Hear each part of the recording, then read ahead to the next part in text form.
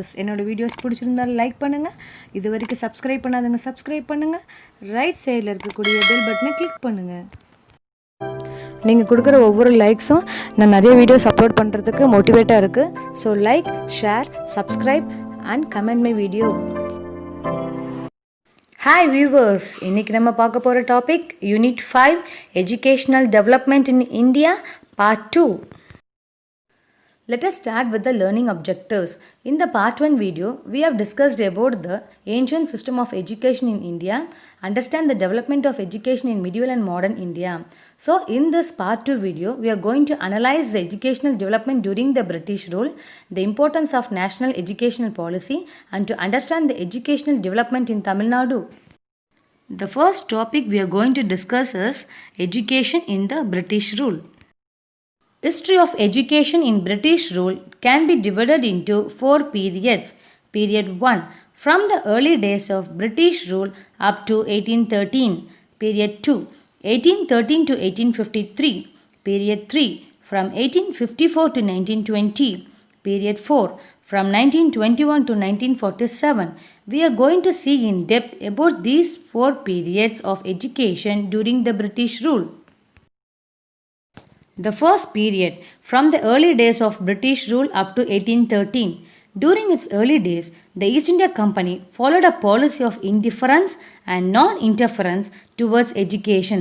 So, in early days, the East India Company did not interfere in the education of Indians. The company's charter was renewed in 1813, which compelled the company to assume responsibility for the education of Indians. Besides missionaries, the non-missionaries like Rajaram Mohan Roy of Bengal, Pachaiyappa of Madras, W. Fraser of Delhi contributed to the cause of education. In 1813, the East India Company was compelled to assert the responsibility for the education of Indians. Charter Act of 1813 made a provision for an annual grant of a sum of 1 lakh rupees for the promotion of education in India.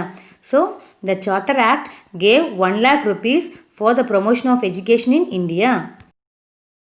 The second period, that is 1813 to 1853. This period was marked by the great educational controversies with respect to educational policy, medium of instruction, and the method of spreading education. Controversies with respect to 3 categories. Number 1, Orientalist. They are the experts in Eastern countries' languages. கீழ் திசைக்குரிய நாடுகளின் மொழிகளை கற்றவர். Second one, Anglicist, specialist in English linguistics. So these Orientalists supported the preservation of Oriental learning and the use of Sanskrit and Persian as the medium of instruction. Then the Anglicists advocated dissemination, that is spreading of Western knowledge through English. And the third section believed in the use of Indian languages as the medium of instruction. These controversies were partially stopped by Macaulay's Minutes of 1835. That is, higher education was de-orientalized, encouraging English education for the upper classes. Each province, that is district, was allowed to follow its own educational policy. But even then, the controversies continued till 1854. The third period, that is from 1854 to 1920. The third period of British influenced education may be called the period of an all-India education policy.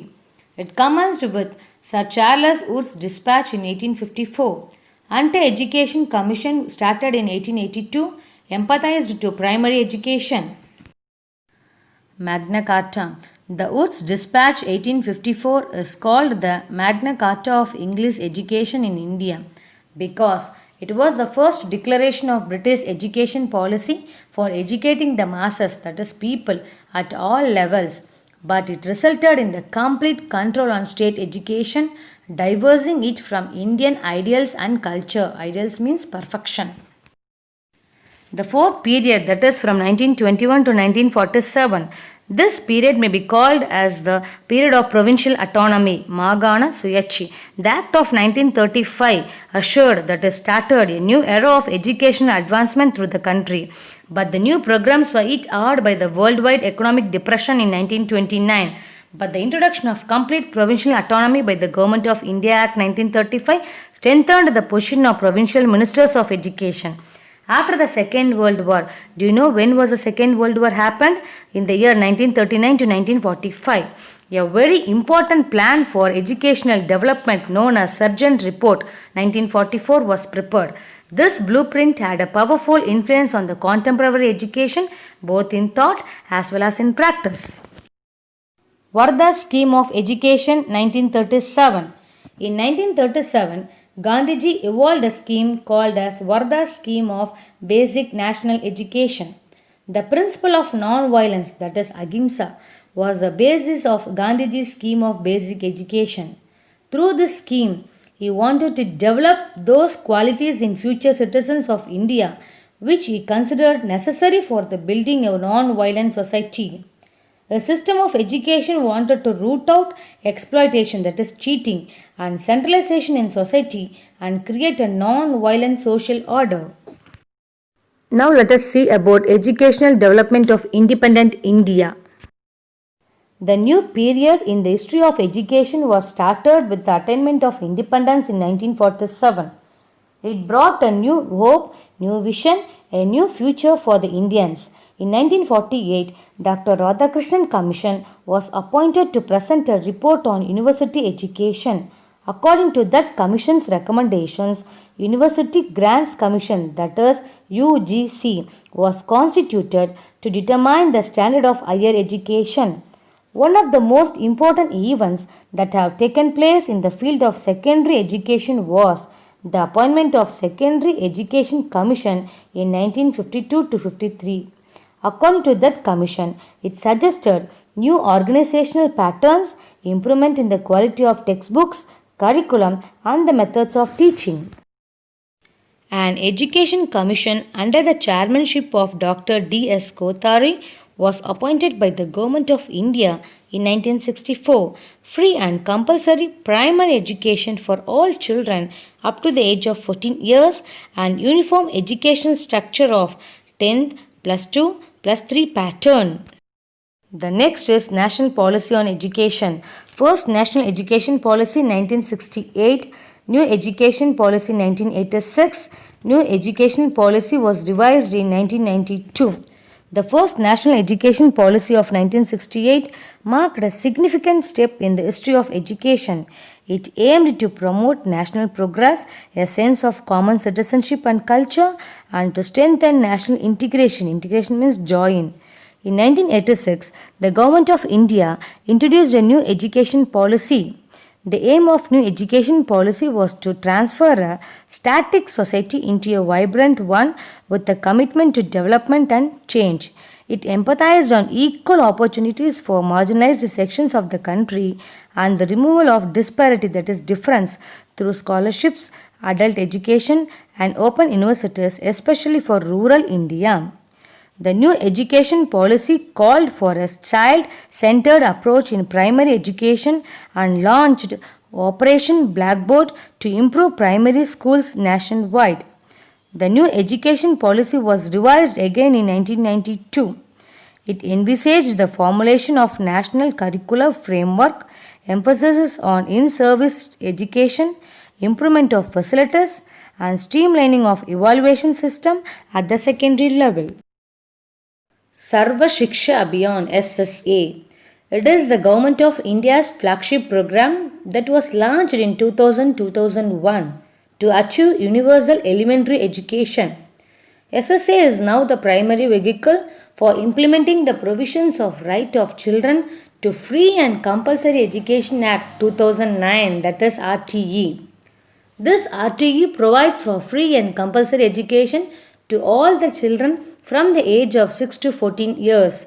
The SSA initiates a variety of innovations and activities related to schools. Some important activities include providing the midday meals Madhya Unavu Thittam and stipends for students, the setting up of school management committees and provisions of teaching learning materials for classrooms. The next is Rashtriya Madhyamik Shiksha Abhiyan RMSA. Is a centrally sponsored scheme for universalization of access and improvement of quality education at the secondary level. Rashtriya Madhyamik Shiksha Abhiyan RMSA was implemented during 11th 5-year plan period, that is 2007 to 2012. The goal of RMSA is to make secondary education qualitative, available, accessible and affordable to all young students in the age group 15 to 16 years. Science lab, libraries, in-service training for teachers, computer-aided education, co-curricular activities and teaching learning aids are provided by the Government of India through RMSA scheme at the school level. This RMSA was started in the year 2009 to 2010. The Union Budget 2018-2019 proposed to give school education holistically, that is completely, without segmentation from preschool to class 12, Samagra Shiksha equal, and to be prepared with the broadened goal of improving school effectiveness, measured in terms of equal opportunities and equitable learning outcomes. It subsumes, that is, it includes the schemes SSA and RMSA. In 2017, a committee was constituted by the Ministry of Human Resource Development to draft the National Education Policy. This committee submitted its report in 2019. The next topic is about educational development in Tamil Nadu. That is education during ancient period, education in the medieval period, education in the modern period, education since independence. The pattern of education in Tamil Nadu was not merely reading and understanding of books, but listening to learned persons. The Tirukkural stresses the need for education and warns the dangers of illiteracy. Illiteracy means uneducated. In ancient times, the school was called Palli and the teacher was called as Kanakayar. Education during Pallava period. A significant development took place in the field of education during the Pallava period. Gatika was an educational institution. The Pallava kings supported those educational institutions through endowments. Endowments means Nankodegal. The Vaishnava, those who worship Lord Vishnu, and Saiva, those who worship Lord Shiva, Muts, Madangal, provided boarding and lodging facilities to all the students and the teachers. Hyun Sang, a Chinese traveler, visited Kanjipuram for his higher studies. He gives a graphic picture about Kanji Buddhist Center. Kanji was considered as a main center of learning. Education during the Chola period. The Chola period was the most brilliant and creative period in the Tamil literature. Tamil education enjoyed a greater connection with the religion and temple. Free education was given to people. The curriculum and syllabi had a theoretical background. From the inscription, that is Kalvettu, of that period, we gain knowledge about the qualification of teacher, method of teaching, salary of teachers, food provided to the students and the land given to the schools. Here are some examples of educational development during Chola period. Rajaraja Chadurvedic Mangalam was the famous seat of a Vedic college in Ennayiram in South Arcot district. At Tirubhuvanai in Pondicherry, Vedic college flourished. The Thiruvidaikalai inscription mentions a library. Thiruvadurai inscription of Veera Rajendra refers to a medical college. Educational development during Pandya period. The Pandya kings patronized Sanskrit in an exemplary way, that is, in a perfect way. It is mentioned in the copper plates. The educational institutions of that period were called as Gatigai, Salai and Vidya Sadhana. During those periods, lands were given to teachers. They were called as Salabogam. For example, Vallabha Perinchale at Kanyakumari.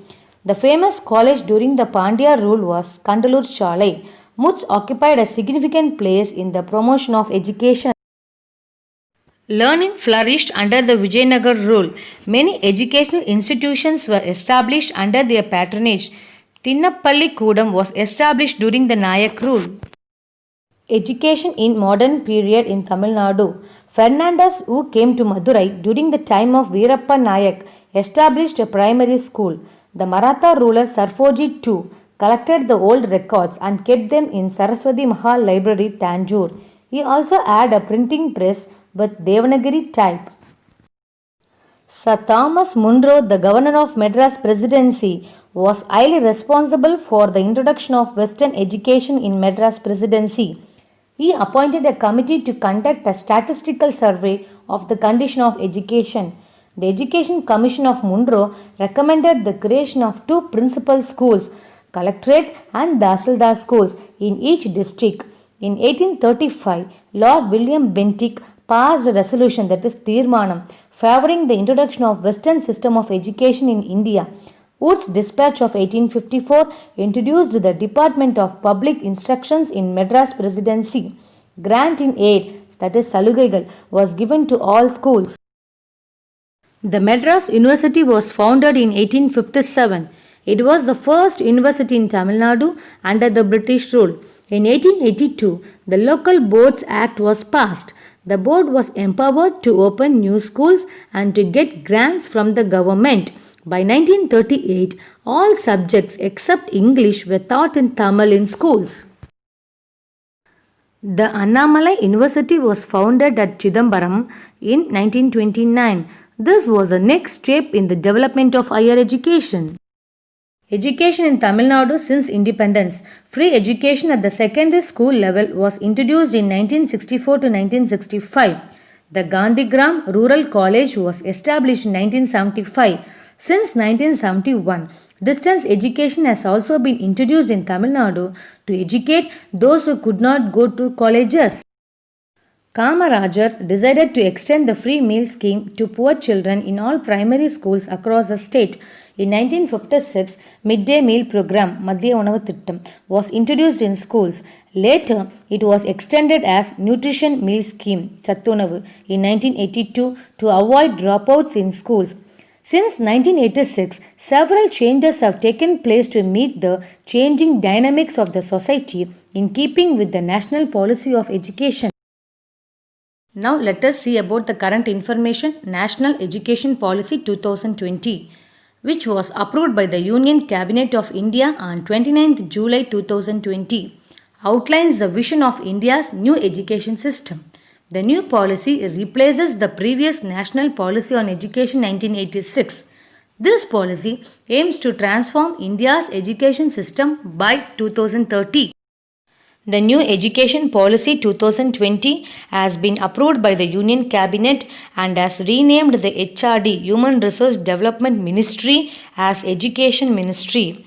During the announcement of new education policy, Prakash Javadekar informed that the main agenda behind this is it will prepare the students to face the challenges of new world. The NEP will promote skill-based education and enhance the practical skills of the students. Let us discuss about the highlights of new education policy 2020. First one, by 2030, all higher education institutions will become multidisciplinary institutions and each of them will at least have an enrollment of 300 students. The aim is to increase the gross enrollment ratio in higher education, including vocational education. Second, music, arts and literature to be taught in all colleges. Third, it is a time that Sanskrit will be mainstreamed with the strong offerings in schools and three-language formula will be adopted in higher education. Fourth, every student will be taught a vocational skill of his or her choice by the time they complete their schooling. Fifth, no rigid separation between arts and science curriculum. Sixth, internship will be included from class 6. Internship means a period during which a student works in an organization to get experience. Seventh, IITs will have to follow a more holistic, that is complete approach and multidisciplinary education. 8th, an academic bank of credit ABC will set up which will digitally store the academic credits earned. Ninth one, the new education policy lays emphasis on practical knowledge and skill development which will begin from class 6. 10th, single common entrance exam for all colleges. The entrance exam will be optional and not mandatory. 11th, new system of education. The 10 plus 2 system will be divided into 5 plus 3 plus 3 plus 4 format. That is, first 5 years of school will comprise of the foundation stage, includes 3 years of pre-primary school and classes 1 and 2. The next preparatory stage, classes 3 to 5. The next middle stage, classes 6 to 8. And the 4 years of secondary stage, classes 9 to 12. 12th one, To ramp up digital learning, a National Education Technology Forum (NETF) will be created.